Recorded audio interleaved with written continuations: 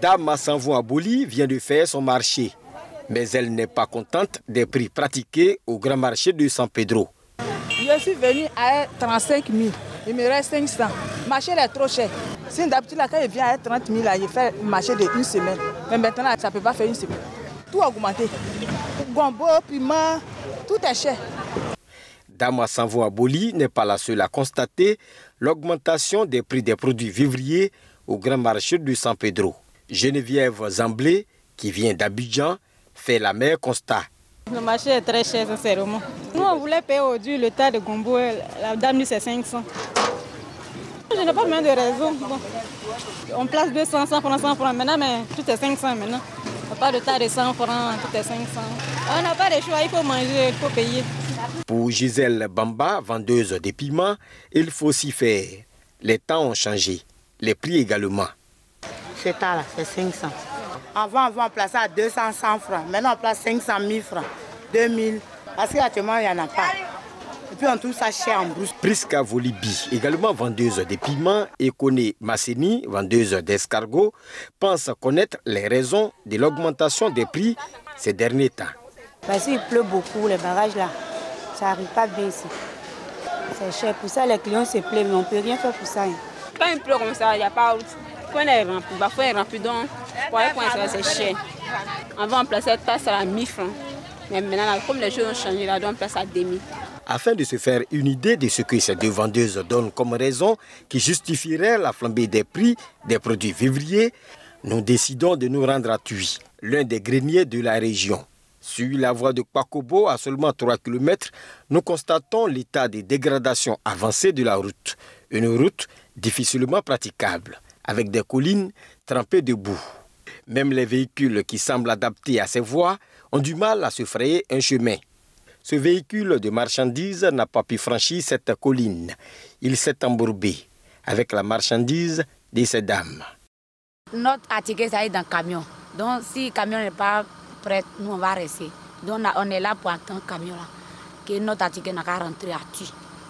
Tout le temps, quand il y a pluie, quand on vient, c'est comme ça, on souffre.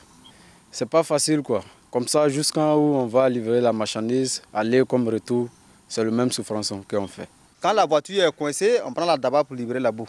Souvent, ça marche pas, on est obligé de, on creuse, un peu au fil et à mesure, on va en avance un peu jusqu'à on finit de traverser.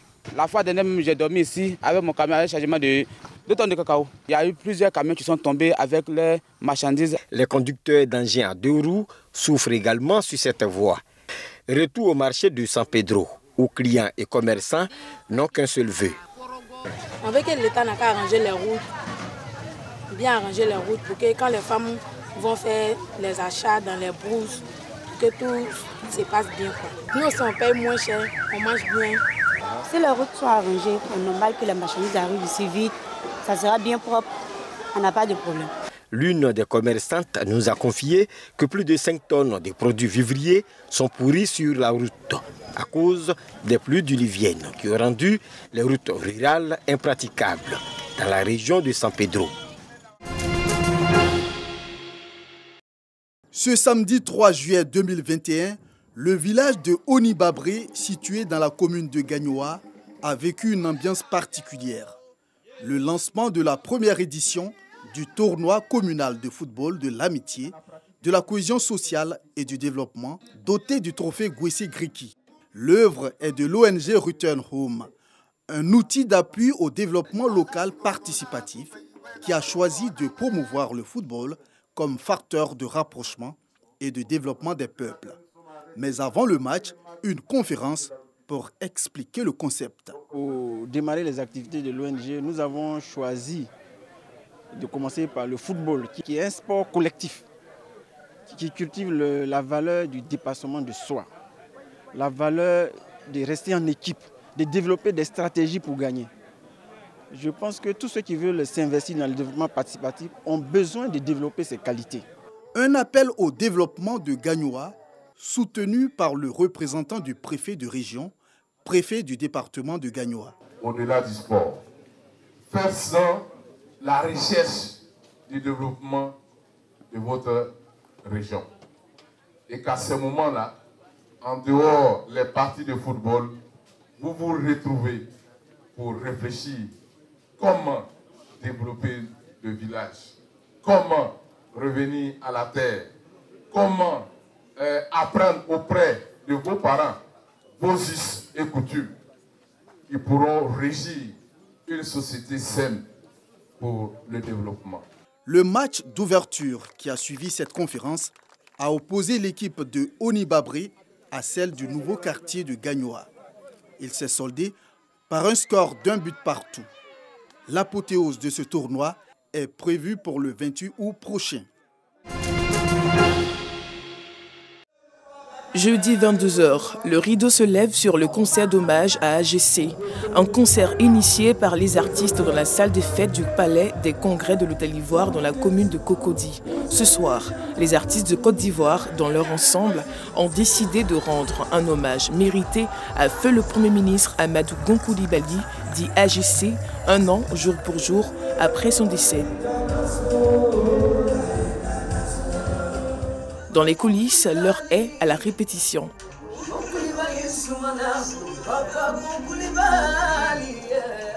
D'entrée de jeu, le parolier Bomou Mamadou monte sur scène.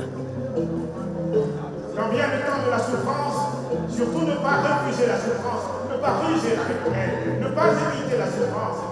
Pour honorer la mémoire de l'ancien Premier ministre, les ministres de la Solidarité et de la lutte contre la pauvreté et de la modernisation de l'administration, de la promotion de la jeunesse, de l'insertion professionnelle et du service civique et enfin de la communication, des médias et de la francophonie étaient tous présents. C'est tout à l'honneur de notre illustre disparu qui pour nous doit continuer de vivre.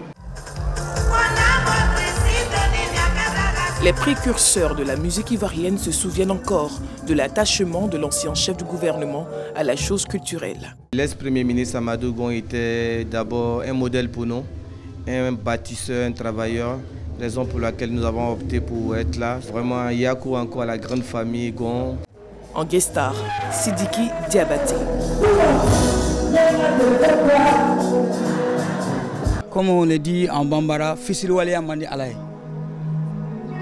Cet homme a été là pour nous tous, pour tous les artistes. Merci à la famille Gon Coulibaly, merci à Korogo, merci à ces lions qui s'est couché et qui nous a tous servi. Une fresque musicale de 2 heures qui a réuni 30 artistes et tenu toutes ses promesses. Pour nous, il était important, vu qu'il a placé la culture dans son cœur. Il a aidé beaucoup d'entre nous. Déjà à titre personnel, mais aussi de par son positionnement de Premier ministre, il a permis à la culture vraiment d'atteindre un certain niveau. Les Ivoiriens présents à cet événement disent garder de bons souvenirs de l'homme.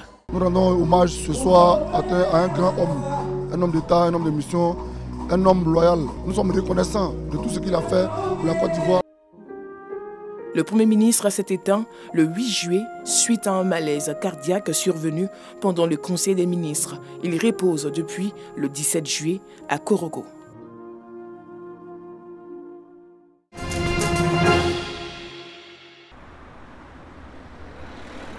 Une jeune fille de 17 ans tuée près de Marseille dans la nuit du 8 au 9 juillet. Elle a succombé à des tirs qui a priori ne la visaient pas. Hier soir est arrivé un individu à bord d'un véhicule avec 2 jeunes femmes. Il était venu, semble-t-il, pour récupérer une somme d'argent qu'on lui devait. Et au moment où il est arrivé dans cette cité de Septembre-les-Vallons, un autre véhicule, un Renault de couleur sombre, a déboulé et a fait feu. 2 individus ont fait feu à de multiples reprises sur ce premier individu qui est arrivé.